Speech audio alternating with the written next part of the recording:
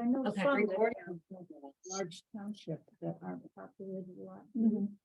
Well, growing up in Kalamazoo, we had one. That's how. Okay. Okay, the time is 6:07, and we will call the February 9th regular board meeting of the Farmington Community Library Board of Trustees to order. Good afternoon, good evening, everyone.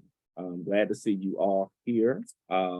We have a pretty packed agenda tonight, so appreciate everybody's presence, but some very interesting topics that I know everybody is interested in hearing about and looking forward to having some dialogue around. Hopefully in your packets, you were distributed earlier in the week, you might have had a chance to look at the agenda for tonight's meeting. If you haven't, you should have one in front of you.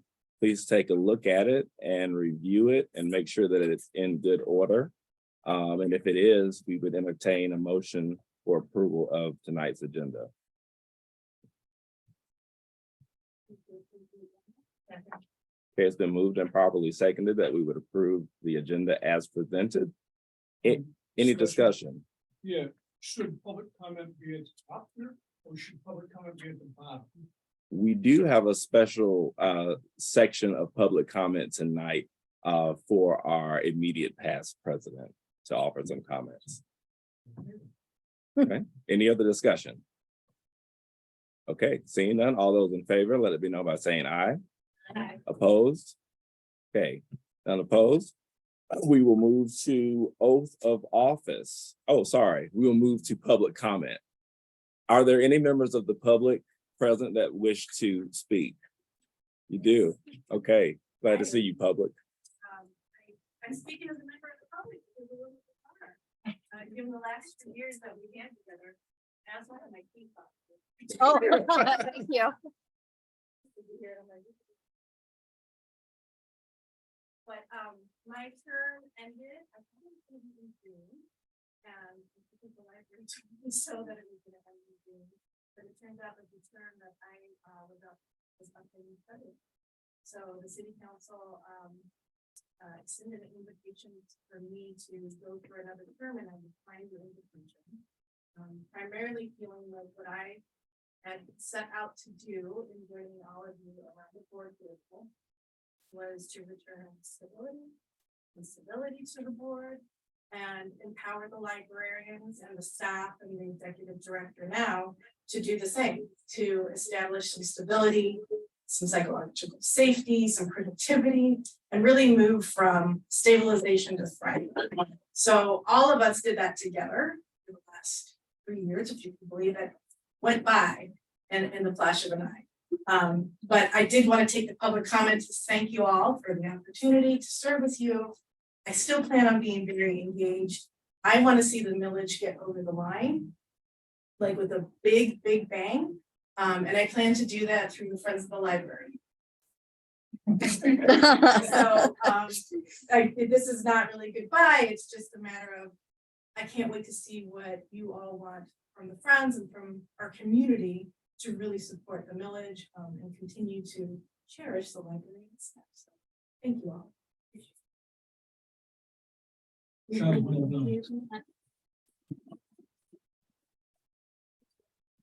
Thank you, Danette. Before you run out of the door, I just have to say that, I appreciate you, along with everybody at the table, taking the time and investment, in our community.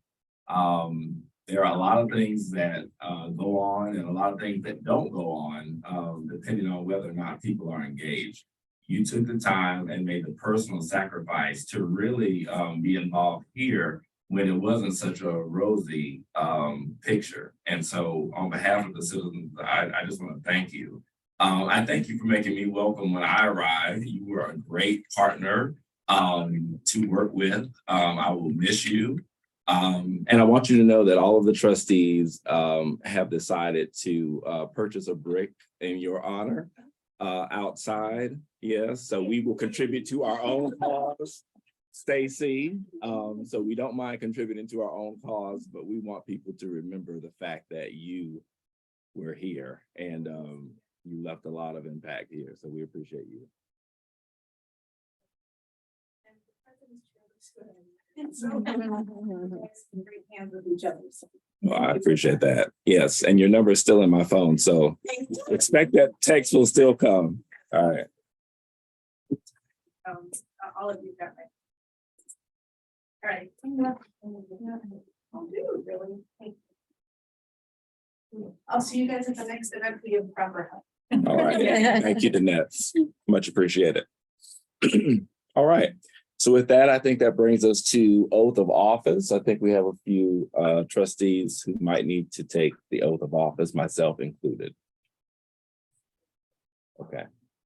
We have papers in front of you. You could just Okay. Do we need to stand? Can we sit? No, You can sit. raise your right hand. All right. Do I need to look at you or should I look at? All Sure. right, I'll look at you. Just raise your right hand. Raise your Come on, Repeat after me. I do solemnly swear I do solemnly swear that I will support the Constitution of the United States and the Constitution of this state, that I will support the Constitution of the United States and the Constitution of this state, and that I will faithfully discharge the duties of the office of the Farmington Community Library and that I will faithfully discharge the duties of Office. my position. Don't read that. Oh, Repeat sorry. after me is Say it what I again. said. Okay. Apologies. Say it You want again. to start? Yes. say it again. Okay. Where did I fall back? Sorry. Okay, I will faithfully discharge the duties of the office of the Farmington Community Library Board of Trustees. I will faithfully discharge the duties of the office of the Farmington Community Library Board of Trustees According to the best of my ability. according to the best of my ability. See, I didn't have you repeat your office because you served two different offices. Oh, okay. Well, I will say this, my ability seems challenged this evening. Thank you very much. You did great.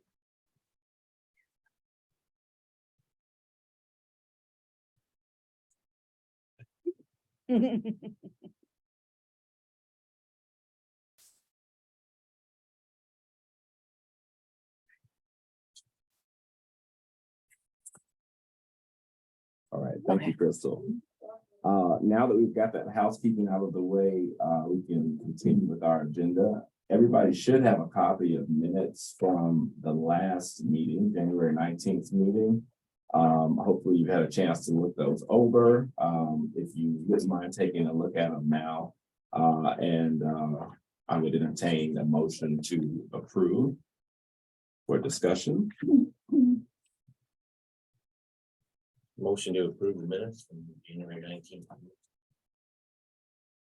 Okay, it's been moved and properly seconded, that we would, accept the minutes from the January 19th meeting. Any discussion?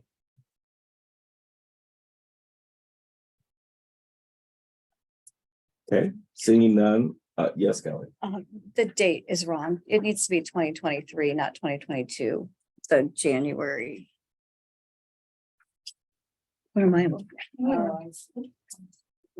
Approval of minutes. That's that's on the agenda. Oh, okay, sorry. They're actually correct here. Okay, sorry. All right. Anything else?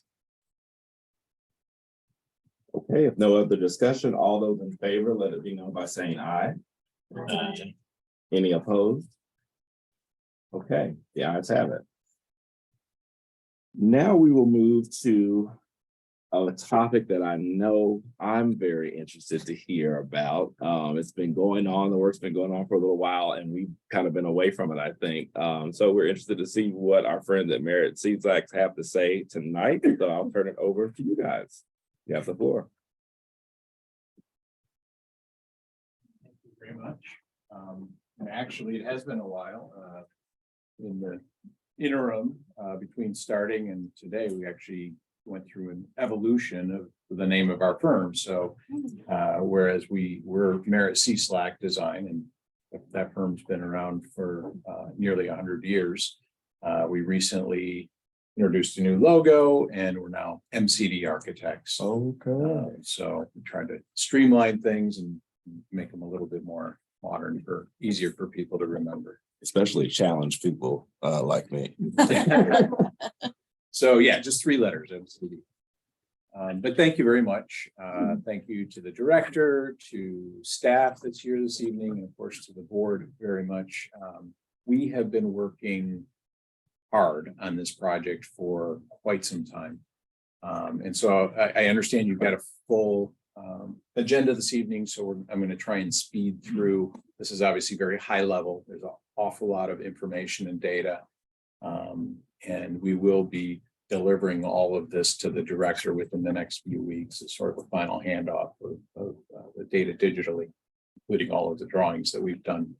But a little bit of the history, you may recall, it was probably somewhere around this time last year, maybe in the springtime, we talked about a space utilization study and how that was a great first step to be able to have a better, deeper understanding of the facilities you currently have. And we're talking about both the downtown branch and obviously main branch. So, and knowing that you were working on putting together a strategic plan, this was really something that would work really nicely with strategic plan. And in fact, the director put us in touch with Amanda that's doing the strategic plan. So we did have a conversation about how each of our efforts, while working in parallel, ultimately are going to be able to be synthesized for the benefit of the library.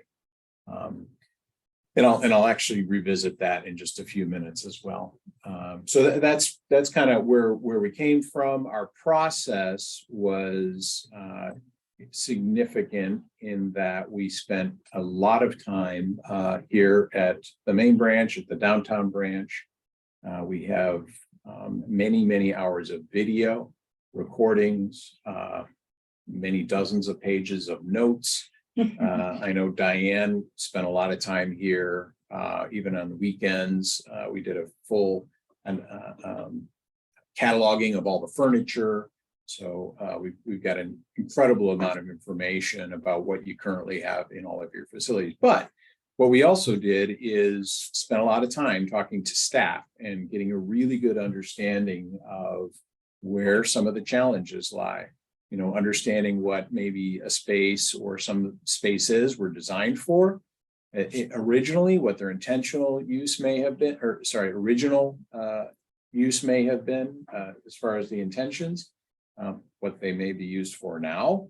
And then inevitably, even though this was not a master planning effort, it wasn't a design effort, it wasn't necessarily looking forward about what could be.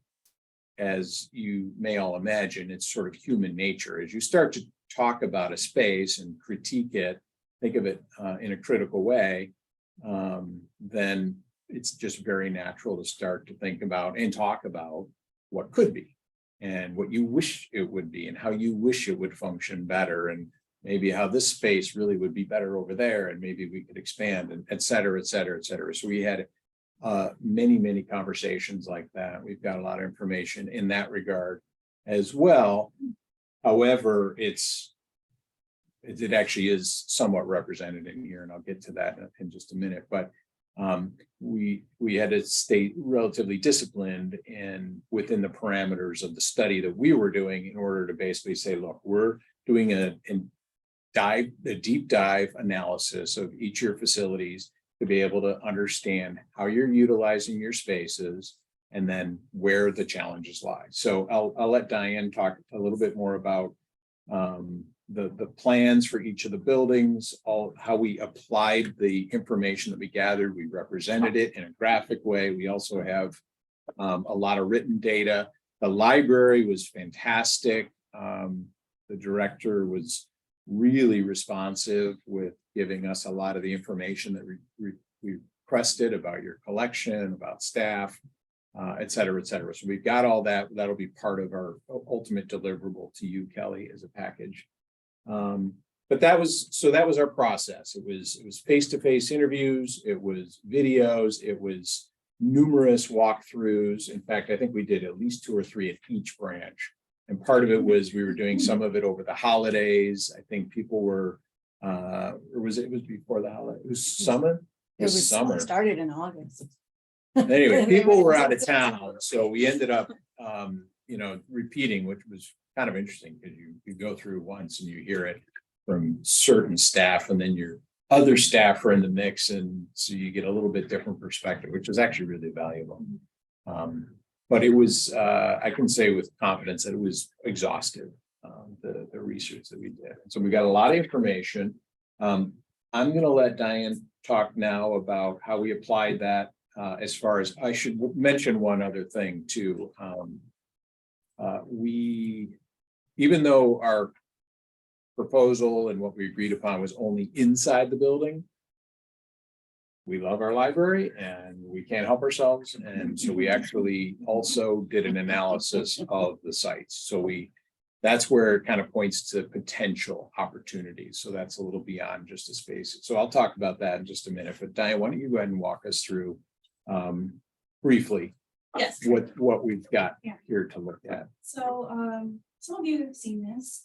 We did meet with staff a little while back and reviewed this collectively. And then we got some responses back from Kelly. Actually, we sent a revised version and we got some more additional responses back. So we've incorporated all of those that you sent to us. Thank you for sharing with us.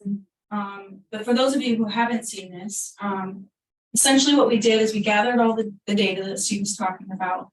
And we tried to consolidate it into a diagrammatic expression of what that means. And so you're seeing some colors and stuff. The colors on here are a depiction of the rank that we're assigning each space or a grouping of spaces. And I can explain in a second what each of those is. And then if you notice, some of these have a dashed line, some of them have a double line, some is a solid line. Those are the use of the space. So the solid line is public use spaces. Dashed is staff only or private use. And then we have our utility and infrastructure. So utility and infrastructure are mechanical spaces, toilet rooms, stairwells, things like that. So I think the other two categories are pretty self-explanatory: staff offices, spaces like that, versus collection areas and things like that. So the ranks, we rank them 1 through 5, 1 being the best, 5 being worst, and we're calling them excellent, good, fair, adequate, underperforming / adequate, or 5 poor / needs immediate improvement. So some of these you'll see kind of are standing out, and that's based on a lot of the feedback that we got from the staff. This one right here in front of you is specifically, we'll talk about the downtown branch first, and then we've also on the reverse side of all of these boards have the main branch. So essentially the way that we ranked these, we looked at each space and we had a series of criteria. Those would be location and proximity. So the description that we gave this was level of convenience of adjacencies and visibility for users. 2, spatial usage, intensity and efficiency of usage per square foot. And then 3, design intention. So is the space being used in accordance with its intended design? So a lot of the spaces, since these libraries are not brand new, had an intended design 20 years or more ago. So some of those that are much older, obviously, it's a little bit more drastic how different those spaces are being used in their original intended design. So we ranked all of those, and then we basically created an average for each space. And so that's how we came up with our ranking. Over on that board over there, it's some of the exhaustive research that Steve alluded to. Each of those describes the main level. And so the first column there is representative of this board, which is the lower level and main level of downtown branch. So some of those might be, for example, the teen area, the downtown branch main level. There's just not enough space for the collection. There's not enough space for the program. They need to be able to expand. So we're highlighting that as something that definitely needs immediate attention. And we did get feedback from the staff that confirms our initial instinct of that. Another look at it on the other end of the spectrum, we have an excellent to our nonfiction area. So that's doing well, it's performing well based on the needs of the library. Is there anything else I guess I'd point out, this is mostly qualitative data, That's qualitative. and data. then that's kind of the codification Yes, of the qualitative and the quantitative data is in a graphic representation. And so for each of these three, the location, proximity, spatial usage, and design intentionality, those are explained in the data over there. So it's just an expansion of this.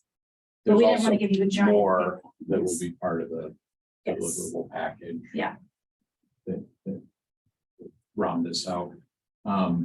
And I think Diane alluded to it, you can see there's some hot spots there. Yeah. If you will, that are really the areas that have the most need and would be sort of high on the list for what comes next as far as planning for future Mhm. improvements. Is that, you good with that? Yes, yeah, Okay. that's. So then, you'll Efficient. notice this image here, this is actually a site plan of the downtown branch. And so not only did we walk through the inside, because it was summertime, nicer weather, we were able to walk around comfortably outside. And talk about opportunities again at both of the sites, because obviously the facilities are not just the building. But you've got space around it, particularly here, but even at the downtown branch. So we did talk about a lot of opportunities. The downtown branch is sort of nestled into a mostly residential area. Obviously, it's a part of the municipal site that's there with City Hall and the public safety. Of course, there's commercial right there. But in at first glance, it might seem like it's sort of landlocked and there's not a lot that can be done there, but you sort of think a little bit creatively about things. There actually really are a lot of opportunities, even in that downtown site. We think one of the lowest pieces of hanging fruit is this opportunity to develop the corner for an outdoor program area. And we envision an area that you've got the city sidewalks at the corner. I believe you're all familiar with the area I'm talking about. And of course, it does go down, it's recessed down. So we think that's a great opportunity to be able to excavate, landscape, potentially put in an amphitheater that could be used for passive or more active type performances. We could even have access to and from the inside of the building. There could be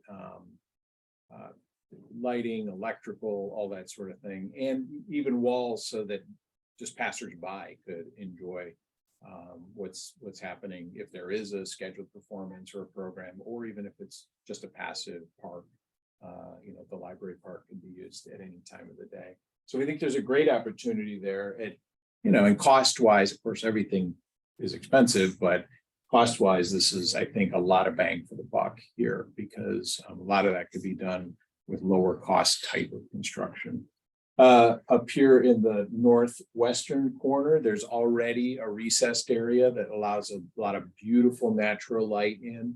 And that's one of the really nice areas of the library. We think there's opportunity potentially to expand that. There could be another program area there that maybe is just focused on kids, in a place where kids could gather and kind of have some boundaries that would kind of keep them safe and in a quiet, enclosed environment, but also a natural environment. And it would kind of expand that visual connection between the indoors and the outdoors that we think is already working relatively successfully there. We did note opportunity here for improvements to the entry, because it is not ADA compliant. We talked initially at the outset about trying to look at how we can bring both facilities, move them more towards universal design principles for accessibility for people of all ages and levels of ability. So that there's opportunity there, whether that's interior, exterior improvements, landscape improvements. There you have the space there to be able to do that. Similarly, in the rear, this is the east facing. We think there's a lot of opportunity. Currently, this is the footprint of the building gray here. So the set of double doors here, there's a sidewalk. And then there's the paved area and parking there. We think that this is sort of a high level kind of a concept, but a lot of opportunity there for reconfiguring, potentially because of what we found through the study and talking to staff. There really could be, they could use more space there. Whereas here, we found that you've actually got a good amount of space interior. Here, we think there's a much more acute potential need for some additional space. So that would be additional staff area and then other areas that had need. And Diane mentioned the teen area, for instance. So there could be some particular departments that were focused on that. And then new ADA compliant entry here, potentially even a drop off to make that much more user friendly for folks. Yeah, and I think that's, again, these are all high level ideas, but I think they're all doable. I think that's one of the things that's important about this is each of these is achievable. And so we think that it's nice to at least point those out. And we understand this is outside of the scope of what we were originally doing with the space utilization study, but again, my kids all grew up here and using this library, so we have obviously a deep connection with the library and wanted to just explore what some of the cool things might be that opportunities were. So that's why we called it site plan opportunities. Any questions before we're going to flip everything around and talk about the main branch? Any questions before we do that? The parking, you're taking away a lot of parking. Yeah, there's probably some loss in parking. We would augment that elsewhere. Or if we said, you know what, we got to keep that amount of parking here, then we would reconfigure this and redesign it so that we had parking there. But yes, you're right. In that instance, there is a relocation. And we know that's heavily used. The purple area, what would that be? This is a potential area for an addition to the building. It doesn't necessarily have to be that big. I mean, this is roughly 2,800 square feet. If it was just on one level, it could potentially be on two levels. There's some electrical infrastructure here, which would have to be relocated. You know, when we walked around, we were talking about maybe a smaller addition that was just in this area. But again, it's possibilities. So.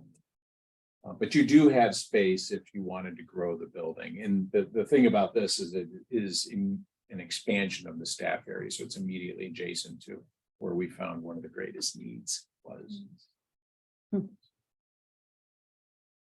Okay, let's do a little switcheroo. There's the second one. Yeah. Okay. There you go.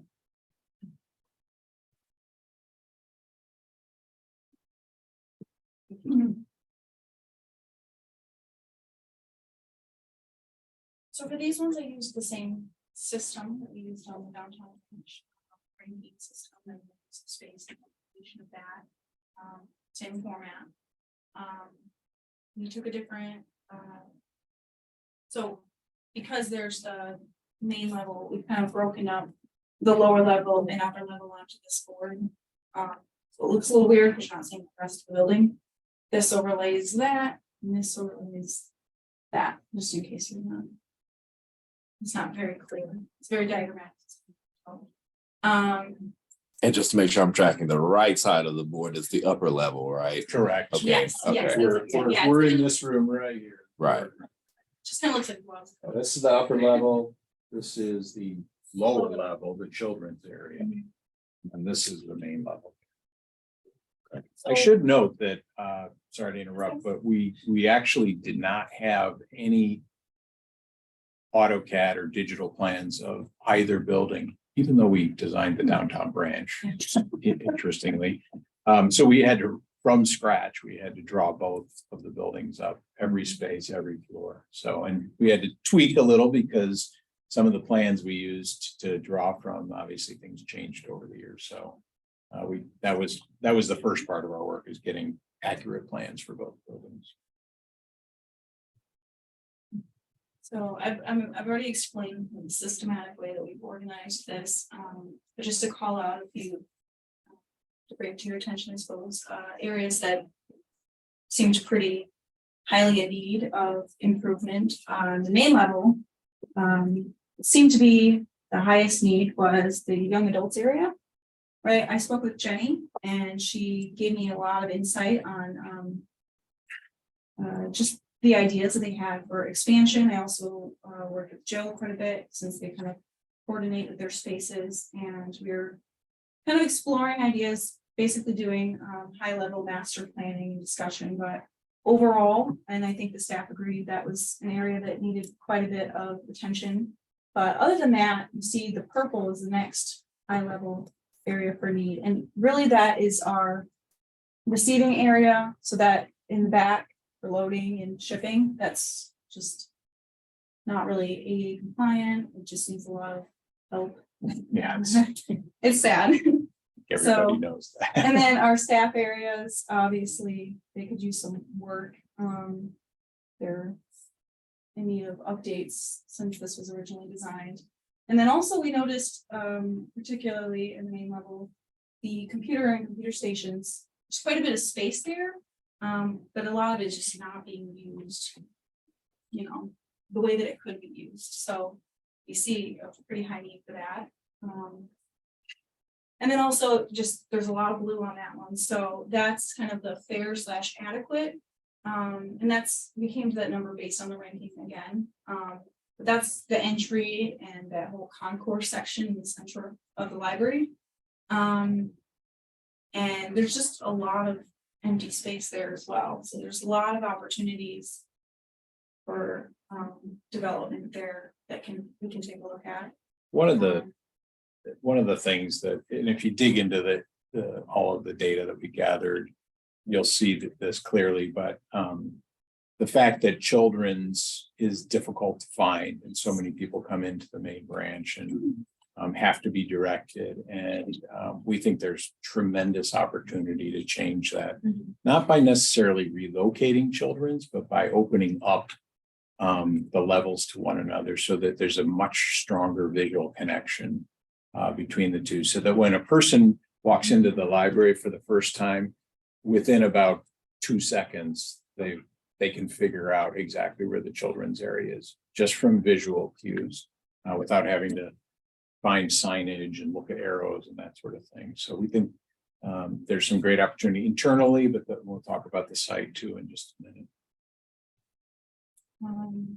So going off of the children's common, actually down into the lower level, there was a lot of need for these spaces to be updated. For one, the toilet rooms are not ADA compliant, so that obviously restricts the use of the space for a lot of members of the community. But also just the way that the space is laid out, it's difficult for staff to monitor the spaces because it's bifurcated. We've got half of it on the north portion and half on the south, actually. East to west. East and west. That's not it.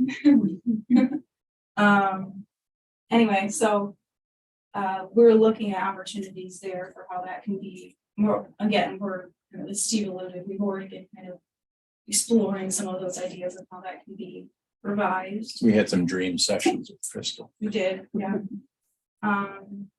And then the staff area up here on the upper level, a lot of purple there. So we talked to all of you guys here, a lot of you guys here, and there's just a lot of need for the space to be reworked so that it's not so isolated. There's a lot of concern that you guys are all tucked away up here, away from the rest of the library. It's a very large library, so that's another thing that stands out to us. Just give you some insight on what's going on. Thank you. Diane. Yep.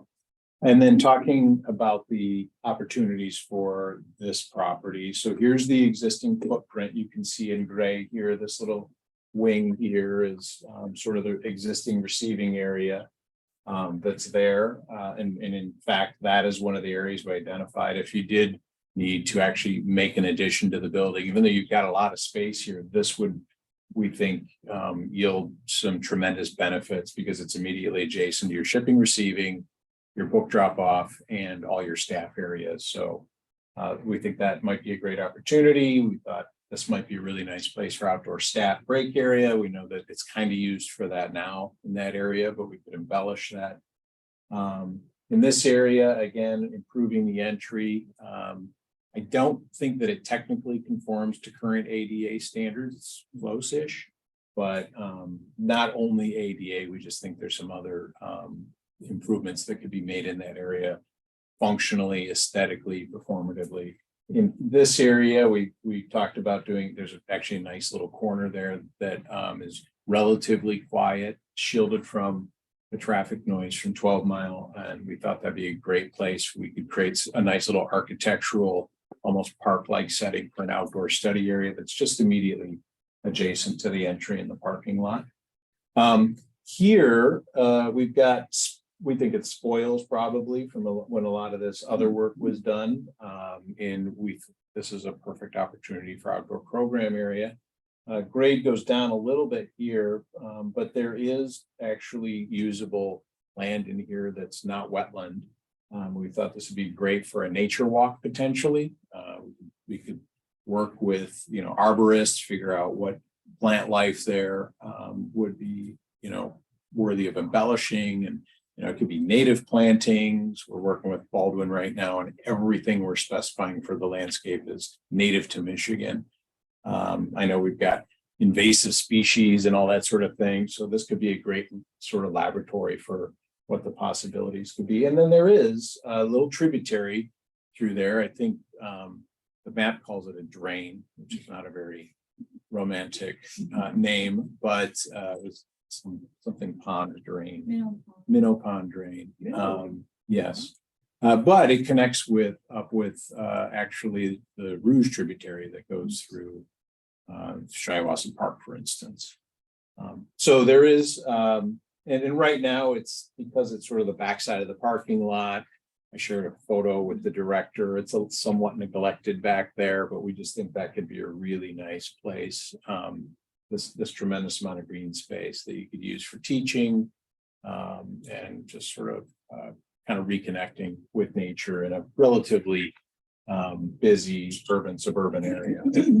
And then out in front, you can see this large area here. This is actually, we're proposing that this be recessed down at the level of the existing lower level floor so that both the existing program area for the children, story time, or if we were to turn this into program area here, this is the, what's it called? Heather Hills. Heather Hills, yes. Heather Hills room, if that was potentially to become part of children's as well, both of these could potentially bump out into this recessed children's area. An amphitheater could be incorporated with that. Of course, there's all sorts of landscaping, connectivity, and that sort of thing that you would do if you're actually designing it. But the purpose of this is to show that there's this opportunity for some really neat amenities that the library just currently does not have that could be explored in the future. And speaking of future, I mentioned that we naturally, a lot of what we're doing, you're talking about what could be, what should be. We have because our work scope, you're naturally talking about these things, and we kind of expanded the project a little bit. And because we have really exhaustive data gathering that we did, we've got a lot of what we would need to move into a master plan. And I know, talking to Amanda, that with the strategic plan, that really typically the first step after a strategic plan is to have a master plan that works with that strategic plan. So we strongly recommend that on the heels of this, and certainly on the heels of the strategic plan, that be the library's next step, is to look at a master plan. And then that master plan, you develop it. Typically it's phased. You look at 3, 5, 10-year kind of outlook, what the projects might be. You assign budgets to them, budget estimates, and then the board has a really nice sort of guide that helps them take next steps into the future. So lot here, we talked about a lot. Again, we just sort of, it was very high level, but is there any questions at all that we can answer about any of the work that we've done? I don't know if this is the right way to ask this question, but where, everything we've asked you to do so far, at what point are you done? And then like, so it's like the master plan, I understand, is a further step. So at what point, what will we have when you guys are fully done with what we've asked you to do so far? That's a great question.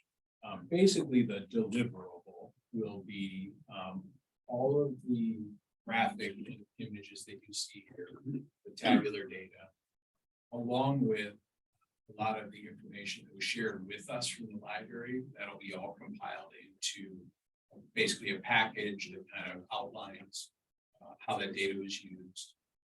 Also have information about all of the interviews that were done, the notes, the minutes, that all be a part of that space utilization study package that we ultimately do. And that'll be actually. So you're showing us where things are red and they need to be, something needs to be done with that. Well, let's take Heather Hills, for example. That is a storage area. So where might all that stuff go? That's a great question. First of all, we have spent time a little bit with Donald there, the director. We think that, and again, we're as outsiders, we're sort of observing and we're responding to what we're hearing, but it does sound like from what we've heard that there could be some consolidation of what's there. But that's an excellent point. You can't just eliminate something without a plan for where it would go. And that's where that master plan would be in handy. Right now, this is saying this is not the highest and best use necessarily of that space. It's underperforming. But that's a great question. Sure. But Steve, so a lot of interesting thoughts. I want to know what you think for each location is the most important change, improvement, development that we can make. Well, I hadn't really thought of that, but I can tell you, I do know what that would be for the downtown branch. I think that the whole entry seat, the staff issues they're too small. They don't have enough space there. That whole common area is really not well utilized. Needs some reconfiguring and it needs to be rethought about how it's used. The teen area is definitely too small. But then that whole east entry especially is it's not user friendly. And even the access from the parking lot then to the threshold of the sidewalk, there's just a lot of problems there. And there was even the tragedy there years ago. And I think part of that had to do with probably because could have been designed better. So I think for downtown branch, I think those are some of the low-hanging fruit, so to speak. And then for the main, I'd say that probably the access to children's is probably one of the biggest challenge. And then again, some of the staff areas, the computer areas as well, those, while I don't think they're necessarily highly problematic for you right now, they're also could be, yes, it could really be, there's a lot of really great space there in a good location that we think could be used for a better purpose. And then we talked about the receiving area. That's kind of that's a difficult point. If you've ever been back in there, it's awkward at best. So I guess those would be the highlights. Yeah, the bifurcation that Diane mentioned in the lower level of the children's area, we think that's a significant challenge as well. So the access to it, and then also the way it's kind of split up, we got some ideas for that. So the downtown, the front entrance, not by the parking lot, but the one that you're talking about, and the work, is it code that you're required to have two entrances? Do we even need that entrance? Do people use it? I don't really know. just so I'm clear, you're talking about the entrance that faces the parking or on Liberty? Renee, The the west other side. is considered, they call that before. Right. Yeah, yeah, so. Reused it because I always park and then come in through like a is the back entrance. Is it code that you have to have two major? So there is no code that says that a library has to have two entrances. Of course, code does dictate means of egress. So there are certain ways that you have to have enough and enough widths, and you don't have, can't go past a certain distance to be able to get to a safe means of egress. But no, short answer is no. That entrance doesn't necessarily have to be there. But it is, as Jim pointed out, traditionally, that's been the front of the library. And I think there's parking on Liberty now, so it does get used, I think, from people that park on Liberty. And state too, meaning part. And state Yeah. as well, that's right. And just folks that are walking from the neighborhood. So for this part of the plan, just highlighting our problems. Yeah, I know. You're right. Is what we have, which is okay, It's which is kind of- okay. I'm just wondering if that's kind of where we're at right now. And then you're saying the master plan, after we get a strategic plan in place, Yes. would be the next step for problem solving. Yeah, but you don't have to go through all this now to know where your greatest needs are. Right. So you're halfway there. And there could be some opportunities for some low hanging fruit that Mhm. can kind of be addressed in parallel with the master plan. Such, that's what I think about the out. You might have some opportunities.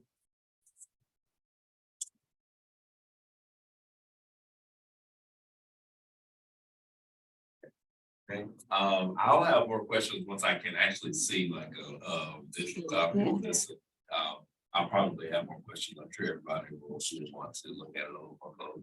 But thank you very much for the time. Yeah, Really thank appreciate you. our Thank you. and Thank you. taking the out for opportunities. 'Cause Yes. It's definitely a major, I think, here from the patron. So Yeah. thank you for addressing that. Yeah, thank you. We're excited about it. There's a tremendous amount of potential. And, really, this library system just got so much going for it. And, as a resident, I'm proud of it. And we work with a lot of libraries, and there's so much that you have that's good here in both, in the system, I should say, compared to a lot of other libraries that we work with. So that's a great story in and of itself. And then seeing what potentially we can move towards. I don't want to bog you guys down in specifics, but I'm just noticing that the lounge that we've had so much discussion over is adequate. And I just didn't know if you had any top of mind thoughts about that space, that lounge space. The community lounge, which is the, Oh, here, Yeah, we know why that ranked. Maybe. Sorry. yeah, I'm not trying to catch you up. Yeah, Employees commentary. okay, So that's the thing is, when you look That's at not the whole- these, right, you kind of have to go back and look. Yeah, I why did understand. we get this? right. And there is that anecdotal and qualitative information. that Yeah. informs that. Well, that's and probably like, just like Ernie said, like, once we had a chance to study this more closely, you'd be coming back that we should set up another time that you could ask questions. Okay. Yeah. And, we did, this isn't the first time that staff and director leadership we had a couple of go rounds where we were able to make modifications, tweak things a little bit, to make sure that, because we're hearing it all, we're trying to process and give it back, but ultimately we need to make sure that we've got a really clear understanding of what we're being told and what the staff's Right. telling us. And I will say, we also obviously we're giving it our own analysis as well, because we want to make sure that we're giving you a really unbiased kind of opinion about the spaces that you're using. Thank you very much. Thank you.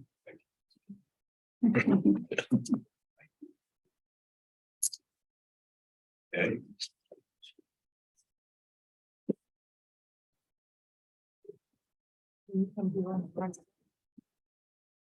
No, never.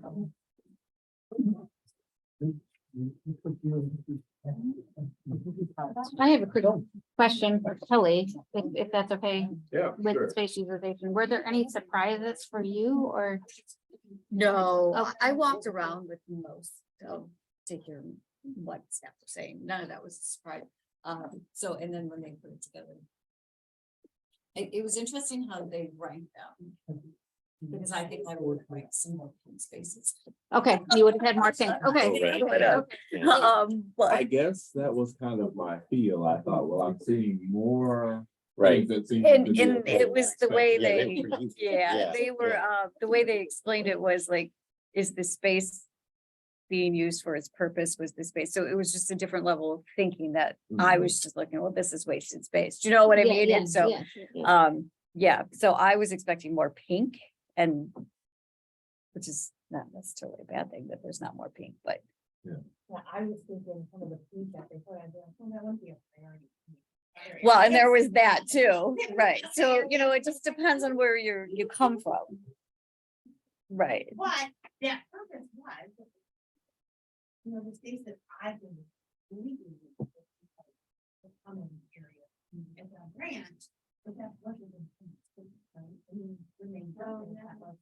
Right. right. So it's a rating. Right, because that was that was intended for.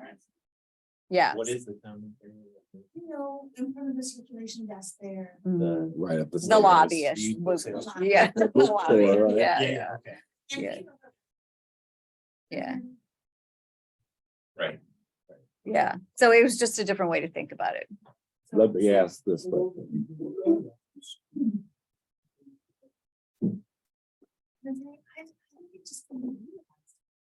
Well, I'm asking her. Do you have digital copies of what they were in it tonight? They're gonna send them to me, and then I'll send them to you. Yeah. Because I would like to take a little bit closer. Oh, yeah, yeah. Yeah, we're all good. Yeah. Okay, that is way too much space that I've got.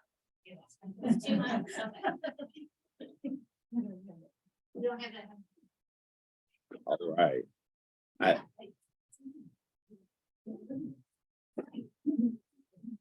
I think we will move on to our treasurer's report. Do you have any items for the board, Madam Treasurer? Well, I would move that the board approve the January 2023 operating bills totaling $376,278.68. Okay, it's a moved and properly seconded. And then we would approve bills in total $376,270.68. Hopefully, all of you have a copy of the detailed register for your review. Any discussion? Give you a moment to look over it.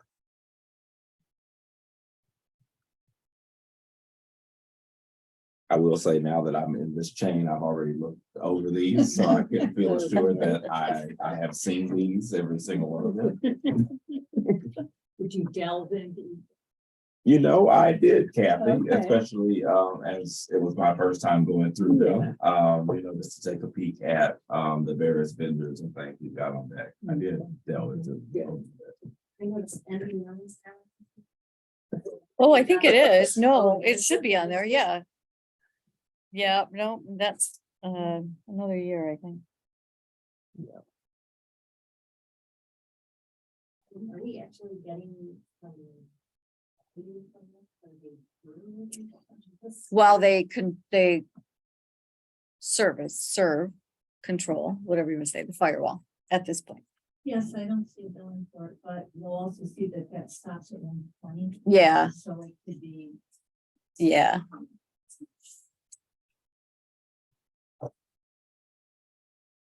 Okay, any other discussion?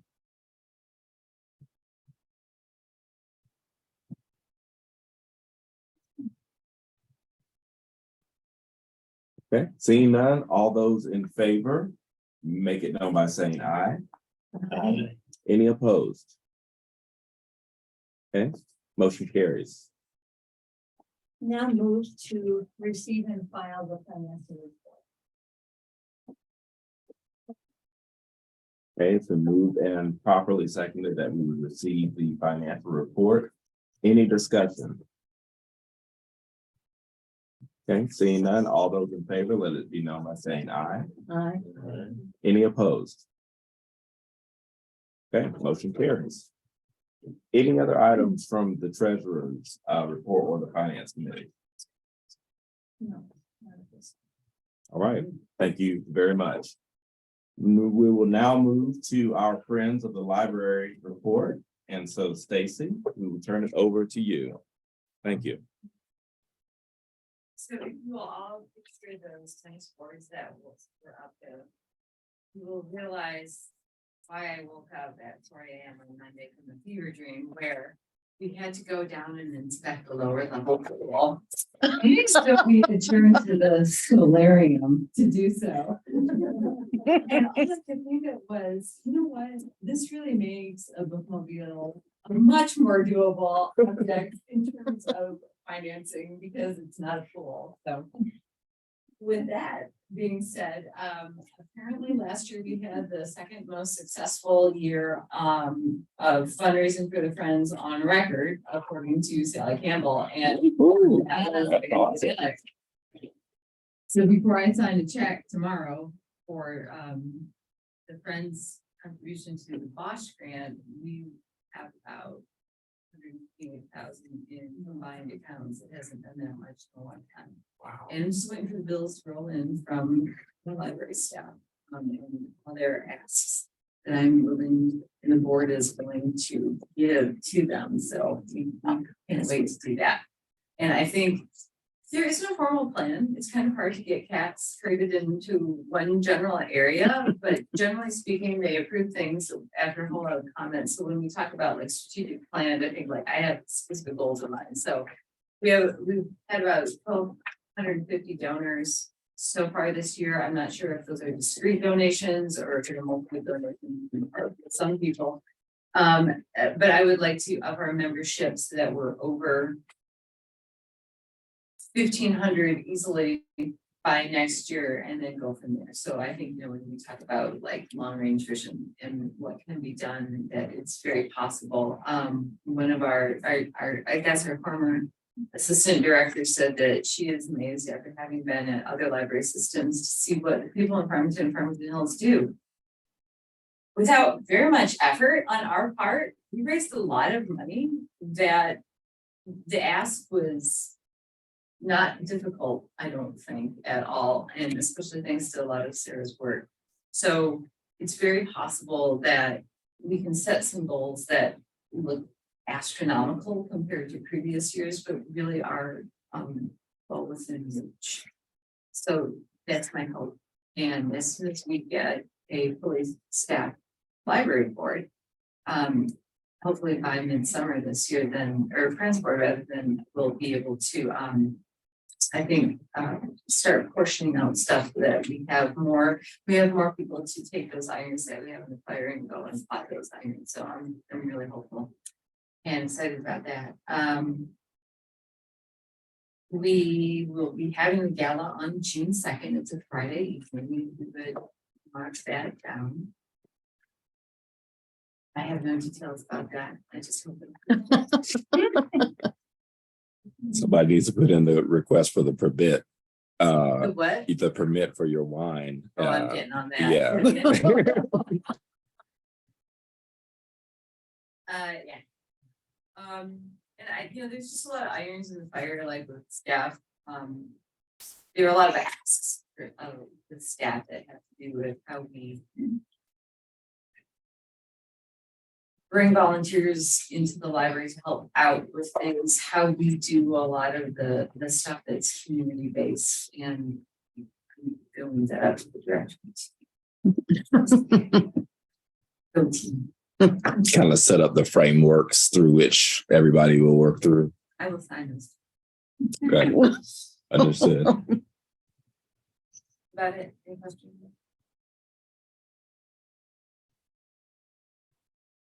No questions for me, but thank you very much for your efforts. As always, I think Steve gave us some ideas tonight about things. To your point, we could be funding that a little bit on the dream board as far as some of the outdoor spaces.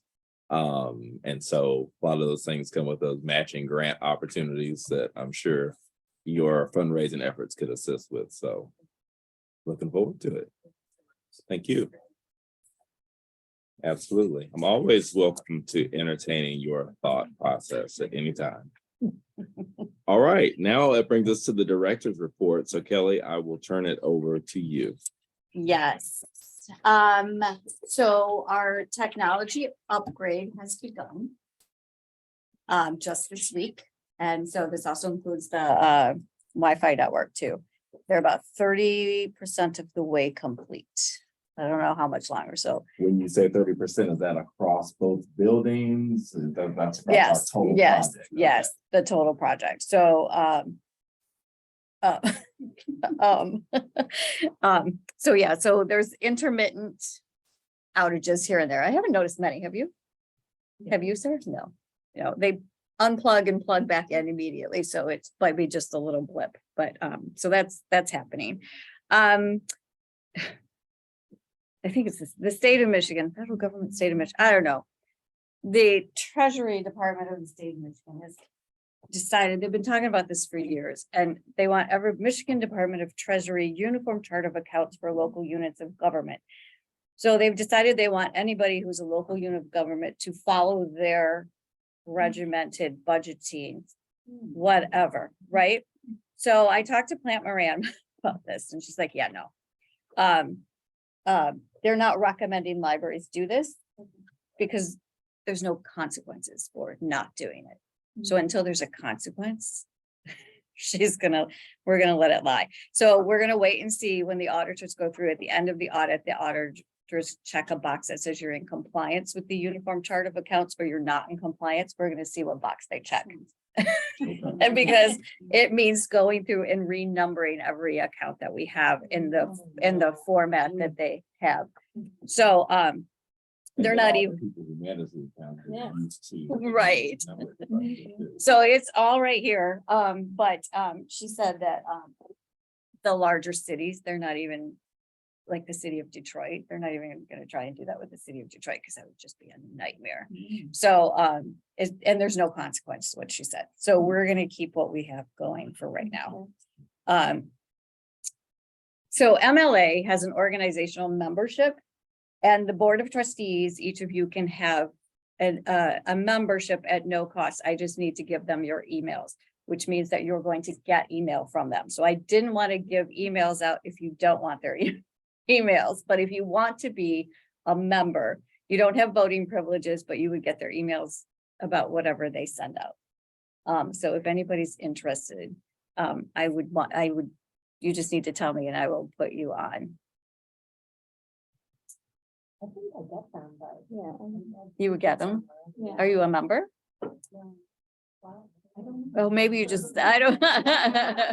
Okay. Trustee education. Yeah, that's through the Library of Michigan. This is Michigan Library Association.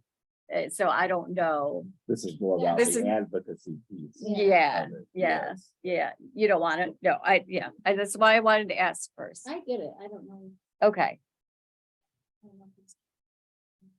I don't know. I can look, but, okay. Okay. So I'll definitely put you, and you're already on, are you not already? Yes. Okay. We talked about, I put in the director's report about the beneficiary that's giving us roughly $190,000. Yay. Unrestricted funds. Let's see, anything else? That's what I said. Was that person a Farmington or Farmington? I don't recognize the name. But just because of the investment firm, which is Edward Jones in downtown Farmington, I'm gonna think it's Farmington. I don't know. What? So is that Steve? Chang? Yeah, but it was Matt Ostach, which was the one that came. I in don't touch like keep in touch with all the investment guys. with- Yeah, right. You just gotta go to the Exemplar Club. They're all there. I don't know. I didn't look.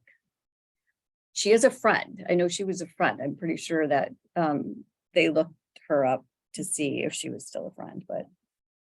Okay. Did you see? Okay, so the Bosch grant, we're gonna be asking them roughly $60,000 for the Bosch grant, and one of them is the pedaling.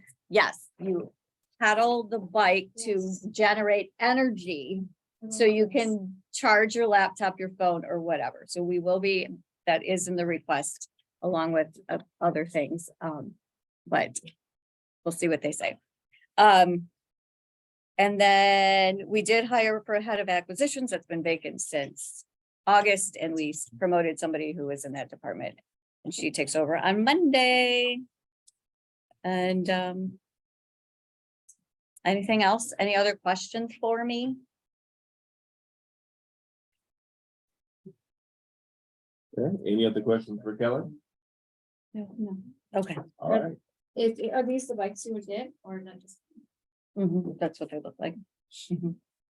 So we'll see. Oh, and I should tell you just an update on the mobile app. It is. They're working on it.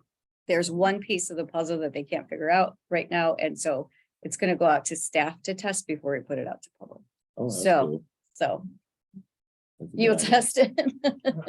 I was gonna say, I would test it too. Yeah, I'd sign So, up for that. Yeah. Yeah, so that is coming soon. So if you have no questions for me, I am going to turn it over to Sarah.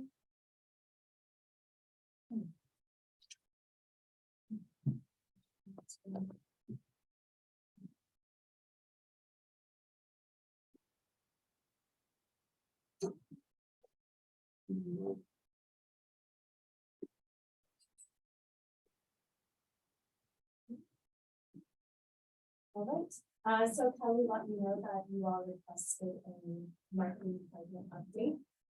So we'll be looking at a lot of the stats that I've been tracking from January of last year when I started. I've been here for a little over a year.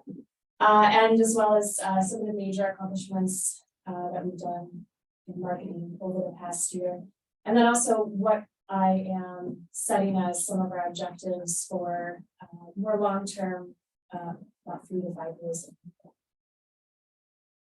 So when I came in, first of all, it took a little bit just to learn the library, learn the community, get to understand what the library had been doing so far in terms of marketing, what our primary channels were. And then during the first year, really my main objectives were to expand, diversify, and build trust. And if you were here for one of my first presentations to you all in the summer of last year, you'll remember that. But just to review, what I mean by that is we're looking at expanding really what our base audiences are on our primary marketing platforms. So that would be our website, our email newsletter, Facebook, and Instagram. We also do have YouTube and TikTok, and as well as some of our print marketing that we do as well. But I was focusing on some of those primary ones that have a larger reach, just so that we could build up an audience and also be able to do some more testing on what kind of content and what kind of marketing campaigns are doing the best. And as well, I was only one person, so it's better to focus on building up things on a smaller number of platforms instead of throwing a lot of stuff out and not being able to analyze the data and really see what's working before you grow and expand and try to chase some specific targets on other platforms. In terms of diversifying, what I mean by that is diversifying our content that we were putting out so that we can start to reach a more diverse demographic of patrons, especially when I was going through and looking at who we're reaching on our social media and on our website, where we can see more of the demographic data. It was very clear that we had a strong reach in terms of parents and people between the ages of 35 and 55, but we weren't reaching a lot of young people, and we weren't reaching a lot of people who did not have families. And so being able to work on how do we start to create some more diverse content in order to speak to people who the library has not traditionally been able to reach was something that we've been focusing on as well.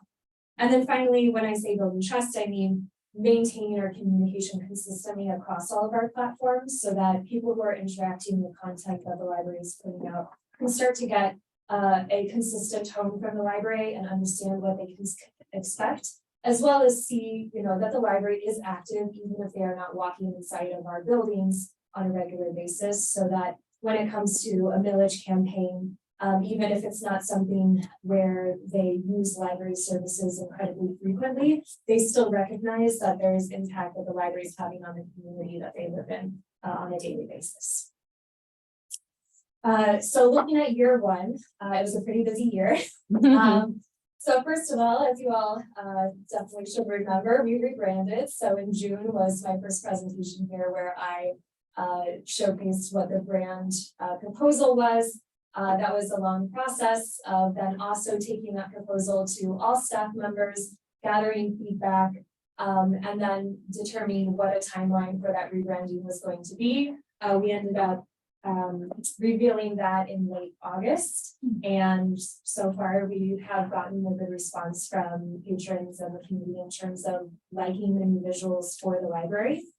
Really the main reason behind that was to give the library more competitive visual looks, especially when it comes to digital marketing. One of the number one ways that you can increase your ROI is making sure that you can compete visually, because that's just the way that the digital world goes. And so that has been incredibly helpful in terms of how well our digital advertising has performed so far, even in just the limited amount that we've done. We also spent quite a bit of time, and by we, I mean I worked with all of the departments in order to go through all of the information that we had on our website and start to restructure the way that we format it and the way that we present all of our information to the public, because previously there is and was so much that we do that at first glance it is very difficult to take in a very digestible way what the library is, what it does, outside of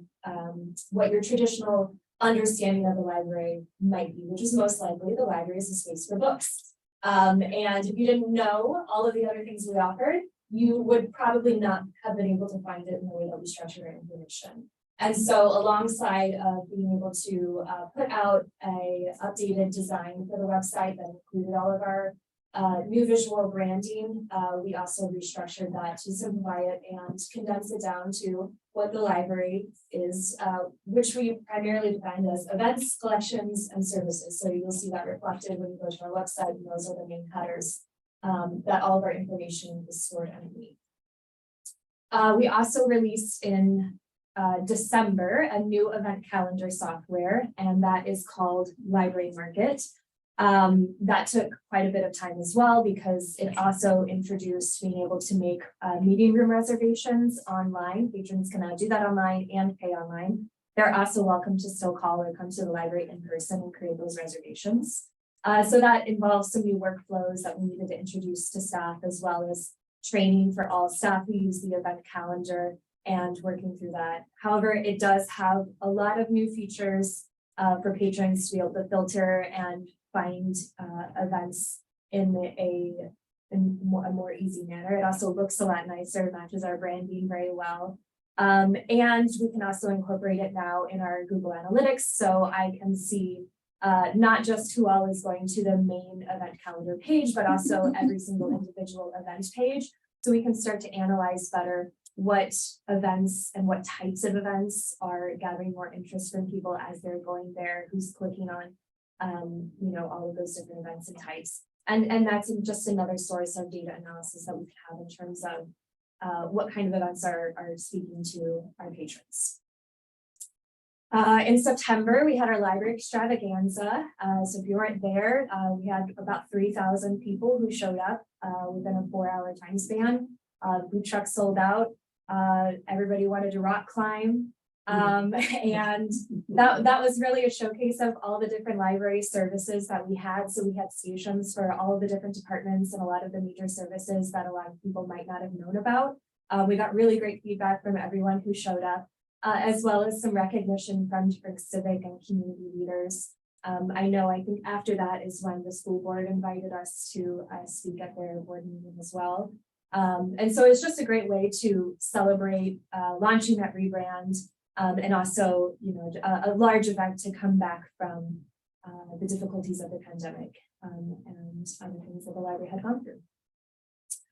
So everything else, especially our most recent MLK Day celebration, has also gotten some great recognition from the community and civic leaders. That is not just because of the work of marketing, but absolutely because of the wonderful work of all the staff that put that together, and brought in some really wonderful performances and community partners. And then throughout this year, of course, has been a lot of assessment of all of our marketing channels. We're going to go through a couple of the KPIs that I look at. But I've got Excel sheets for days on all of the data that I look at in order to see what is working best for us, and looking at where all of those rooms for improvement. So kind of like the space utilization study, I have been working on what are our opportunities within marketing for the past year. And then finally, also, we hired a graphic designer in July. Her name is Sona. She's absolutely wonderful. And if you loved any of the things that we've been putting out since July, you can thank her. They are wonderful, and has really helped a lot of our marketing perform really well. And we get a lot of great feedback on it also. So those are some of the major things that we've worked on in the past year. And then, of course, throughout this time, one of my main objectives is to support the organization goals that we have put forth. So for this fiscal year, starting in July, these were the 3 main organization goals that we set. So first was library card signups. Our goal was 5,127, which is a 15% increase from the previous fiscal year. Circulation count, our goal was 914,563, 10% increase. And then the average program attendance, our goal is 33.6 attendees per program, which is a 12% increase. We are crushing these goals. So for card signups, we are almost 70% of the way to our goal. We're about 58% of the way through the fiscal year. For our circulation count, we're about right at 58% of our way to our circulation count goal as well. Which is great because we also have summer reading and a lot of our months where we know we can definitely go beyond what our goal is. So I think we're well positioned to do well in those goals. And then for our average program attendance, in terms of the entire fiscal year, we're at an average of 38 attendees per program. So we're definitely well above that. This is breaking it down on a monthly basis. November and December were the only months that we fell below. That red line is right at the 33.6 average attendees per program. And that's expected because, of course, it's the holidays. We pull back on how many programs we're actually doing, and the ones that are happening during those months tend to be the ones that we never expected it to have that many to begin with, because they're book discussions or ones that just are not designed to be larger programs anyways. So we're doing quite well in terms of our progress on those organization goals that we've set. So here are a couple of the other KPIs that are key performance indicators that I look at. These are just some of the high level ones. So first off is our Facebook page reach. This is stats for January of 2022 through January of this year. And what I mean by Facebook page reach is this is how many users have seen our content, either because they follow our page, like our page, or it has just come up on their feed because someone else has interacted with it and it's suggested to them, or through our paid advertising. So the number on the left, that is in terms of thousands of users who have seen our content. And the red line is just the baseline goal that I set, which is we want to at least reach 15,000 users organically per month. And when I say organically, I mean without putting any money behind our content on that platform. Clearly, we had a spike in August, September, and then December and January. That's because we had several event series as well as the extravaganza and MLK Day that we put some money behind our content. On this slide here, we can see, I just wanted to show this because this is breaking down. The red line is the organic content that we're putting out. So those are users who saw our content without us paying for them to see it. And then the turquoise line, that is users who saw our content because we paid for them to see it. And we did not put much money behind it at all. In general, on Facebook, it's one of the cheapest platforms to reach people on. It usually costs about 35 to 55 cents for someone to click through on an advertisement that we put there. But in terms of just an impression, and by that I mean we're paying for someone just to scroll past it or see it on their social media feed, it's like 0.0005 cents. So it's pretty good ROI on Facebook, and that's one of our, so far that is the primary platform we use for our event promotion. Instagram is a little bit of a different story because it's not the best in terms of event promotion. We have been doing better starting in November, leading to December and January, because now we've started putting out some more video content. Before then, I was a bit too swamped with rebranding and a new website and a new event calendar and all of these other things that are going on. But really the only way to reach people on Instagram these days is with video content, and it's just a little bit more time consuming. But also it wasn't the priority for me, because while we can reach a lot more people easily by putting out some reels, it doesn't necessarily translate to now they're going to interact with our services more. Now they're coming into the library and checking out more items. It is good in the sense that it's good soft marketing. You know, you're consistently putting your name in front of these people's or in these people's brains, and you hope that that turns into, oh, you know what, actually I do want to spend today going to the library. But in terms of the direct correlation, we get very little click-throughs, and it's not been a primary platform for us to be able to get event signups. But those reels are so cute. They are cute. Yes. People do like the real one. You know, some other libraries tend to copy some of the things that you do sometimes. Yeah. I always like one of my favorite libraries in terms of their content they put out is Milwaukee Public Library. They do a really good job, and anytime they comment on ours and say we did a good job, I'm like, oh, I made it.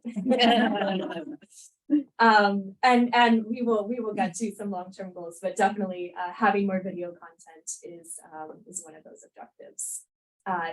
There is a very good way to be able to use Instagram. It is just not what has been a priority this year. Our email newsletter is by far our top performing channel. This is where consistently we have 80% plus of people say that they get our information and sign up for our events through. Just looking at the stats by year, in 2022, we increased our open rate, so how many people are actually opening up our emails once it gets sent to them, from 22% the previous year to 37%, which is really great. We did decline in click-through rate, but we were sending quite a few more emails, and so that's expected. And not only that, but one of the things that I would do in order to address or in order to increase our click-through rate is we need to start diversifying the kind of content that we're sending out, because primarily what we do is use this as an event promotion tool. And so at a certain point, people are consistently seeing the same events and the same type of email showing up in their inbox. So they're going to start to click through less and less if they're specifically interested in that event. So once we get to the point where I have a bit more time to create some different kinds of content and can use it also for, services promotion and some other information and stories that would be more interesting, I know we can definitely increase that as well. But so far it performs very well in the way that we have needed to in the past year. And I will say that a lot of this, I've been focusing on event promotion primarily because it takes up a lot of staff time, and so I wanted to make sure that that was something that I knew if we did focus on it, we can meet that goal that we have. But definitely going forward, we need to look at not just focusing on event promotion, but also how can we increase engagement with our services, and also circulation statistics as well. Even though we are still meeting those goals also. And that's just a visual representation of the data that was on the slide previous. So looking at some of the long-term marketing objectives, the first one, and so this would, these are kind of the primary things that I'm looking to accomplish with our marketing campaigns over the next 3 years. And so first of all is to increase the number of households that have library cards with us. And while of course you can come to the library, you can engage with a lot of our services and come to our events without a library card. This is kind of like, when you go to Starbucks and you have a rewards card, it shows that someone appreciated their engagement with the library enough to take an action outside of just showing up. And so being able to see that we are increasing the amount of people who have a library card, whether or not that actually translates to them consistently checking out items, is still a good measurement of them supporting the library and appreciating what it is that we're doing. So currently, in our service area in Farmington and Farmington Hills, there are about 38,280 households. This is according to Experian data. So that's how many households they recognize in the area.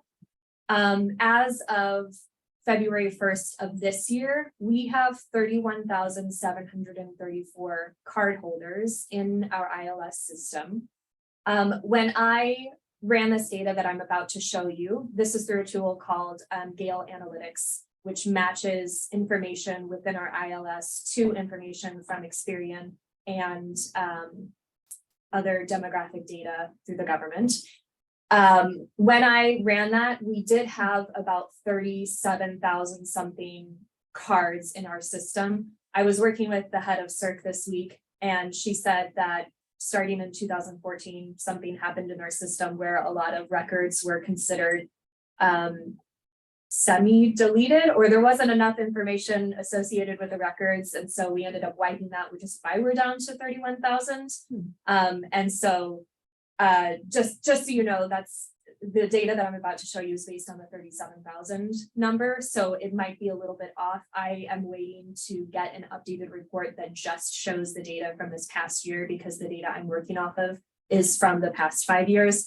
But I don't expect it to be, an incredibly, a significant amount different.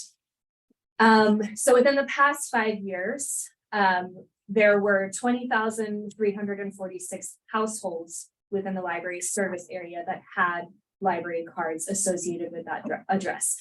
So not cards, but households. So there were some households that had several cards associated to that address. And so that means about 53% of the households in our service area had cards. We did have more households that had library cards with us, but they were outside of our service area.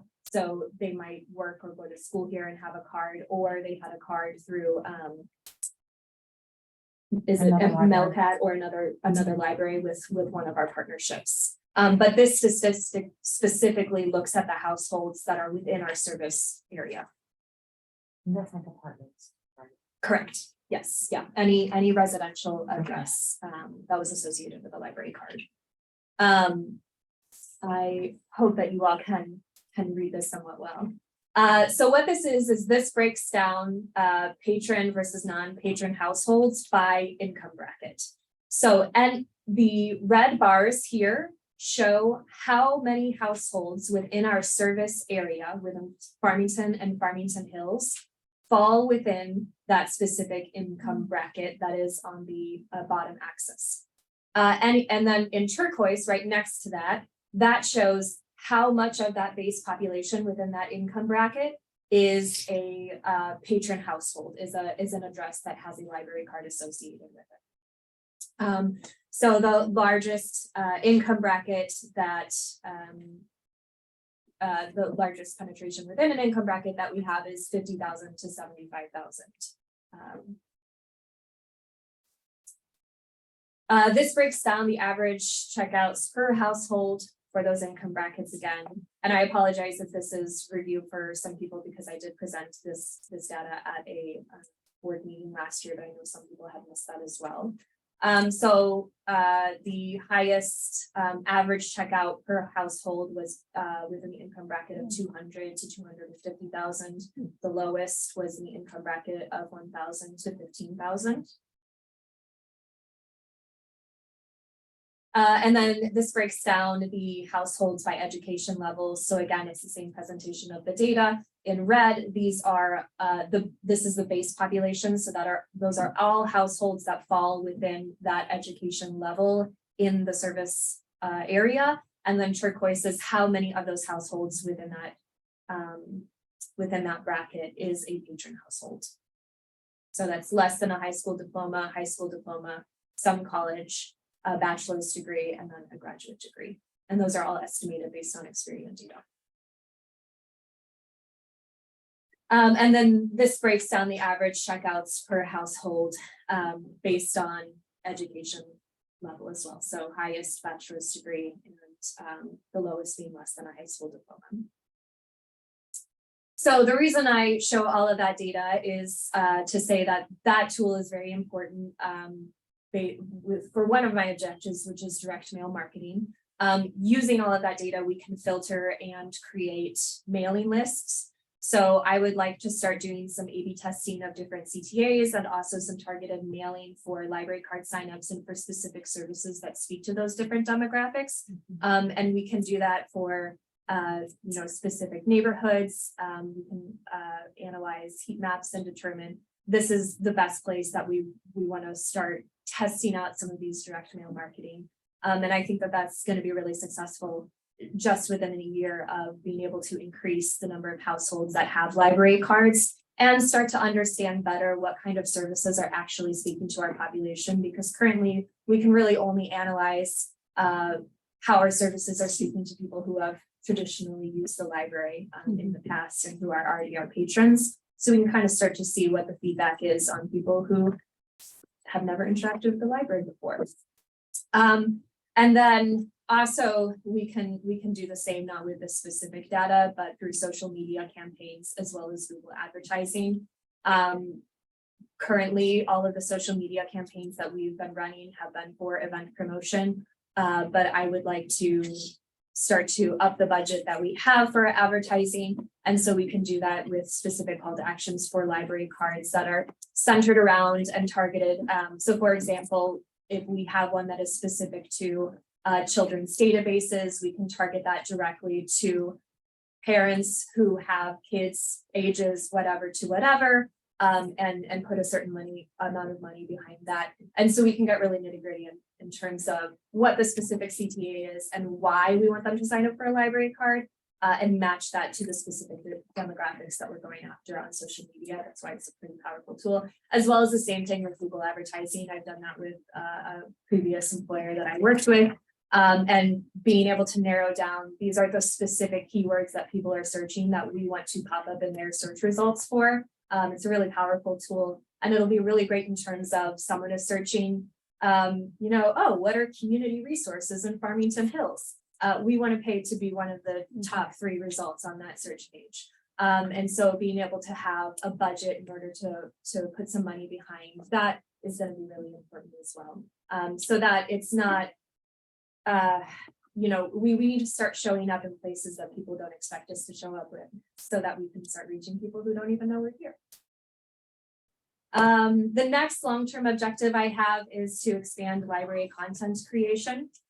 None of these are new objectives. Really, the way to be successful at marketing is to consistently create content, and that just takes time and labor. Here are a couple of the ideas that I would like to make happen. So first of all is a quarterly digital library magazine.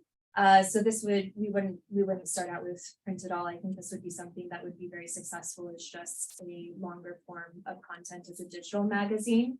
I'd like to do things with this magazine, like feature a local business and a nonprofit in each quarterly issue, have a library service spotlight, have the board and the friends provide an update within each issue. Of course, there'd be latest news and featured events. And also having a patron spotlight would be pretty cool as well. I think that this would be something that really kind of falls under a library version of thought leadership, which is a form of marketing that is doing really well for organizations right now. Just being able to position us as that organization within Farmington and Farmington Hills, where you can go to get that understanding of what the community is and what's going on outside of, the Farmington Press, and more just, this is news that's happening. This is the feel of the community, and this is who we are, and being able to position ourselves as that organization that gets to provide that information, I think will be a really powerful tool for us. And then also, I would love to bring on a part-time digital content creator. And so some of what that would look like would be they would work on long form tutorials of library services. So for example, I'd love for them to work with some of our dog librarians in order to create some playlists of tutorials for Microsoft applications and for our online databases and for things that are difficult for patrons who are not as comfortable with technology to get into. That would be a great way for us to be able to expand our reach on YouTube. Also social media video content, as soon as we can get to the point where we're consistently posting 4 to 5 reels, and we can get into some really creative ways of showcasing what our services and our collections are and how to start engaging with the library. That's going to be a great way to start engaging more younger audiences, especially because we don't reach many 20 to 35-year-olds who don't have families and are not coming here specifically to interact with children's services, or who come here just to use the library as a space, but don't really recognize how much more they could be getting from our services as well. And then also video storytelling. So this could even be incorporated in the digital magazine, but having patron and community and library staff stories. And that's going to be really important leading up to the Millage campaign as well, because digital marketing is leaning so heavily towards video that it's really imperative to be able to tell that narrative, because it's much harder to get face-to-face time with people these days outside of having it be face-to-face through video, through someone's phone, through someone's computer. And then the third and final long-term objective that I've got is ease of access to library information. And so a couple of ways we can think about that is, what is the digital access that people have to library information? So we are continuing to work on our website. The updated design we had in September was really a way to start restructuring our information and to get our updated branding on the website. But we are currently working with an external vendor who is redoing the permanent design for our site, which has a lot of really rich accessibility features. And what they are doing for our online learning and our databases section is really great. It's going to be so streamlined and really easy for people to use. The information is all going to be properly indexed. So I'm really excited for that. And also, we'd love to talk about what it's going to look like to have a vendor also redo our heritage and our historical digital collection. Currently, most of the information that has been scanned in has not been scanned in a proper way, so you can't actually search for keywords. The tool that was created internally in order to search through a lot of our historical databases is not functional most of the time. And we do have a lot of patrons that want to access that information. And right now it's just very difficult to. And so having that as a project to be able to make sure that that is much more easily accessible to patrons is a priority as well. And then as well, going back to more video content, but it still plays into how are people being able to access library information and engage with library services. It's all about how are we meeting people where they need to be met in order to get information to them. And then also consistency of information sharing across main platforms. Most of this, again, just comes down to we need more time to be able to dedicate to content creation. And we are getting there. Of course, this past year, as you saw, there were quite a few major projects that I was responsible for. And so it was just a matter of we had to prioritize getting those done and building up the groundwork of what we needed to have those tools that are going to help our marketing campaigns perform a lot better. And we're now getting to a really good place in terms of having that groundwork being laid. And then also access at physical locations. So wayfinding signage, digital signage, having much better presentation of our information and latest news and what's going on and featured services and featured events. And consistent information displays throughout both buildings, not just one section where we've got flyers and you might walk past it and then you miss it and you know nothing about what's going on. You know, that's definitely something I have been having conversations with Donald about. We've got a lot of ideas. It's just about having the time to make it happen. But those are priorities over the next year, and to consistently make sure people who are just walking within our buildings are able to access everything that we are providing and know what's going on. And so that is my update. Any questions or comments? Very thorough. No questions. I pepper you with questions sometimes in your email, so I won't ask any here. I could ask my questions along the way. But I can say that, you know, you truly have, I think, given the opportunity to rebrand the library in the community.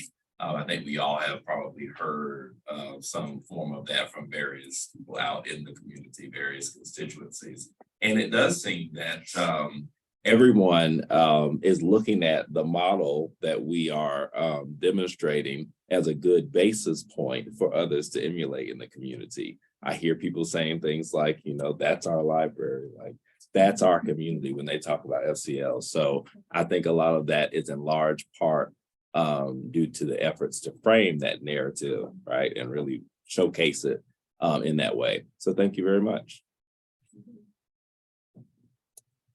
Okay. Next up, we've got a facilities update, I think. Donald? Thank you. It's been a while since I provided updates, so I think you guys a little bit of something of what we're going through, but it's not exhaustive with some of the projects we have in mind, these are just some of the more important projects. So the firewall door curtain issue, as you know, we've been working through that. National Door System has its permits approved by the city. I met with the fire department this morning. The fire marshal and a couple of his guys came in. We sat down for a go over. We talked about details and how we plan to move forward with construction. NDS, National Door Systems, estimate that it'll be 3 weeks, and then they'll get the rest of their materials in the house. And then the actual process will start, the walls tear down. Kelly, I'll get with you on exactly what we need to do on our part, but you will see a lot of construction within the next month. And the project is estimated to take about 2 months, about a month, unless they run into problems. We never know what we'll find in the wall. So given that, and I'll provide updates along the way, because we'll have a couple of meetings and I'll let you know where we are with that. The stairwell carpet to the children's at 12 Mile. It's really faded, it's really worn out.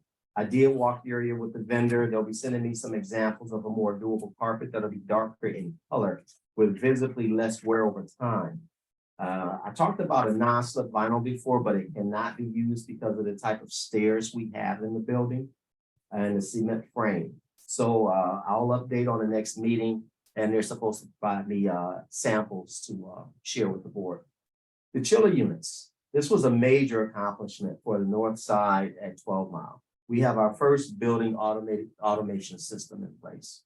And basically what it tells me is I can sit at my desk and I can control temperatures on that side of the building. I can tell when we have a problem, exactly where the problem is located and what I need to do to fix the problem.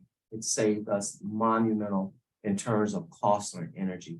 And I do want to roll this program out to Liberty Street. We have an older unit on the rooftops, Four Seasons unit. Right now it's about 21 years old. I did have it evaluated. We can go another 7, 8, 9 years with it, but I do want this building automation system for that area. It saves us just so much in terms of energy and time. So no more turning on with the wrench and the pliers. No. Yeah, that's, no more turning on with the screwdriver. Everything is controlled, via computer and it's just fantastic. I mean, I've had the actuators overhauled. We found actuators in the wall from 71. So, I've had the dampers all, new ball joints put in the dampers. I mean, it's just a completely new system here and it works fantastic. The Liberty System building fire alarm system. I like to have that building activated as well as what we have here at 12 Mile. One of the strange things here at 12 Mile is that we have Guardian Alarm as well as National Time and Signal. Both monitor our building for emergency services, but we don't have anything at Liberty Street. Now, the logic was behind it was, well, we're in a parking lot with the fire department anyway. But now that we have a new fire monitoring system at Liberty Street, I think it's kind of imperative that we put in a new monitoring system at Liberty Street as well, just so that we can be aware if anything happens before it happens. I talked about this one before, a heater in the cooling unit in the maintenance office. I think Kelly, you came in there last year. Was that the one that was really hot? I kind of fought through it, right? The 100-degree days. And literally we're talking 100 degrees. Right. So we do need it. I mean, it's been there since the implementation of the building. I've had a couple of different companies to look at it and they can't find parts for it anymore. So we are looking at a new one. I've got one estimate around 14,000. I had scheduled for a couple of more because of the weather. They couldn't get up on the roof at the time. So we're looking at kind of getting some estimates as soon as the weather break for that office area. And it's not just because it's my office, right? I'm just saying, you know, we need. I think we said we were okay with it. Last time you talked.